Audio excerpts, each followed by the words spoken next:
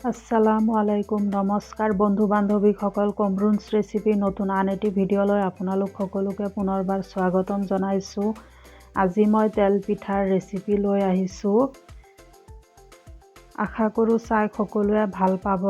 তেল পিঠাৰ প্ৰধান সামগ্ৰীখিনি চাউলৰ গুড়ি, গুড়, নিমখ সোৱাদ অনুসৰি, চফ আৰু অলপ আটা লৈ লৈছোঁ।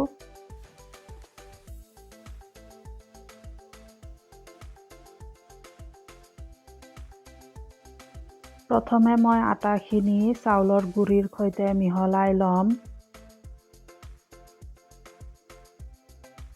তাৰপিছত গুড়ত মই অলপ পানী দি ভালদৰে গুড়খিনি গলাই ল'ম। ভিডিঅ'বোৰ চাই মোৰ কেনে পাইছে প্লিজ কমেণ্টত জনাব। ভাল লাগিলে লাইক, কমেণ্ট, শ্বেয়াৰ কৰিব। আৰু যদি নতুন কোনোবা চাই আছে ৰিকুৱেষ্ট থাকিল মোৰ চেনেলটো ছাবস্ক্ৰাইব কৰিব। ইয়াতে মই গুড়ৰ ৰসখিনি ঢালি দিছোঁ, সোৱাদ অনুসৰি নিমখ দিছোঁ। এতিয়া ভালদৰে মিহলাই ল'ম। তেল পিঠা প্ৰায় সকলোৰে প্ৰিয়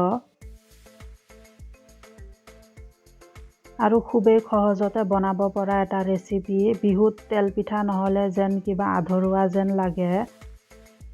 প্ৰায় সকলোৱে জানেই তেল পিঠা বনাবলৈ। তেল পিঠাক কিছু লোকে আকৌ বৰ পিঠা বুলিও কয়। মই ঘৰতে বনাইছিলোঁ বাবে আপোনালোকৰ মাজলৈ ৰেচিপিটো আগবঢ়াইছোঁ।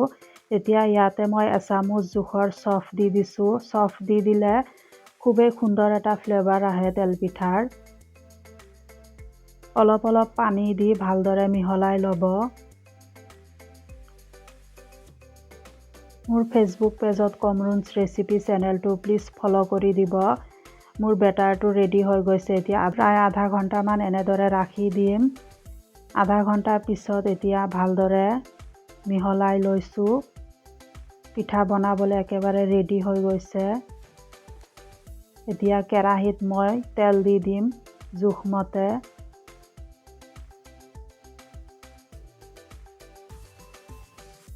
এতিয়া পিঠাখিনি ভাজি ল'ম।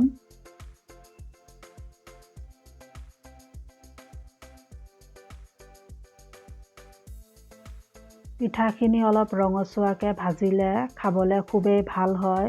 আপোনালোকে চালে গম পাব মোৰ পিঠাখিনি কিমান ধুনীয়া হৈছে। আশা কৰোঁ আপোনালোকে ঘৰত ট্ৰাই কৰিব যিসকলে নাজানে।